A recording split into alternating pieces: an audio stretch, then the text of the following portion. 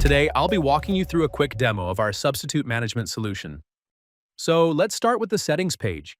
Here, we've configured some of the core settings. At the top, you'll see the unique configuration ID, along with the option to select a specific location. If needed, we can also apply the same configuration across all locations using the checkbox. Next, we have the notification system. We can choose to notify all substitutes at once or use our multi-layered preferred substitute alert system. We can also define the preferred substitute response time. For example, if this is set to 30 minutes, it means that if the shift isn't accepted within that time, the notification will automatically move to the next group. Below that, we have the sequential preference list, which determines the order in which notifications are sent out. Additionally, we can choose to ignore this preference list for short notice requests and define what qualifies as short notice, for example, 24 hours. We also have the option to decide how shifts are assigned, either automatically to the first bidder or through an admin approval process. So, another important setting is defining which PTO types require admin approval before substitutes are notified.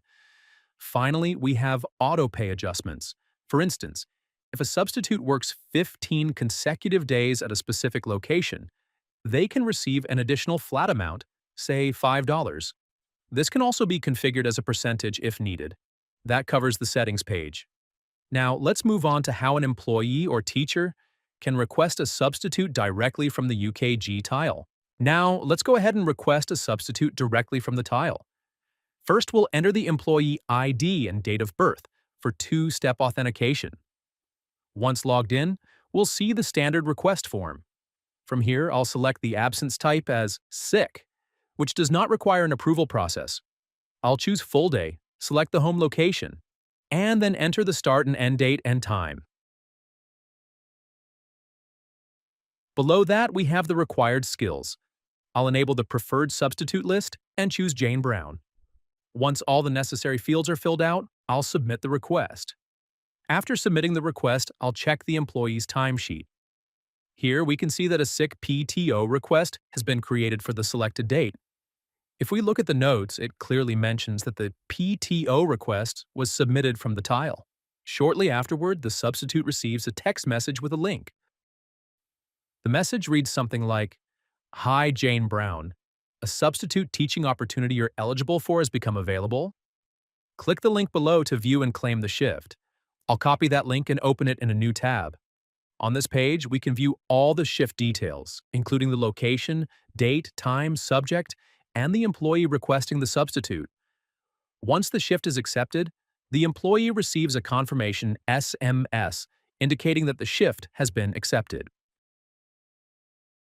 Now let's move on to submitting a partial vacation request, which requires admin approval. I'll again enter the employee ID and date of birth to log in. Then I'll select vacation as the absence name and partial as the absence type. I'll choose the home location and set the start and end date and time. After filling in all the required fields, I'll select a preferred substitute and submit the request. Next, I'll log in as an admin using the same tile to approve this request. After logging in, I can see a list of all substitute requests. I'll locate the one I just created and approve the vacation request. Once approved, the substitute will receive the same type of text message with a link. I'll open the link, review the details, and accept the shift. Now let's take a look at Jane Brown's timesheet. For Monday, April 13th, we can see that a shift has been created from 9 a.m. to 12 p.m. Next, I'll create another substitute request for the same day. This time, I'll again select Jane Brown as the preferred substitute, but choose a different time to demonstrate multiple shifts. I'll fill in the necessary details and set the time from 2 p.m. to 5 p.m.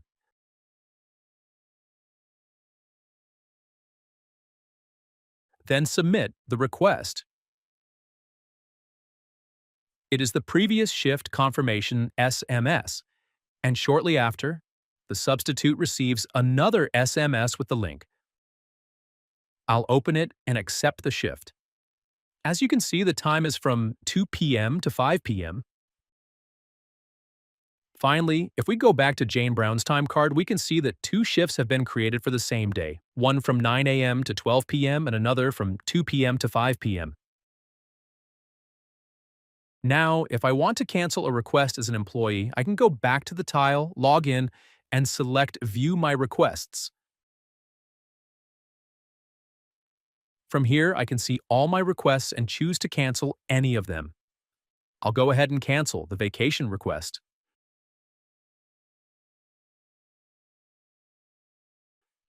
Shortly after, the substitute will receive a notification that the shift has been canceled.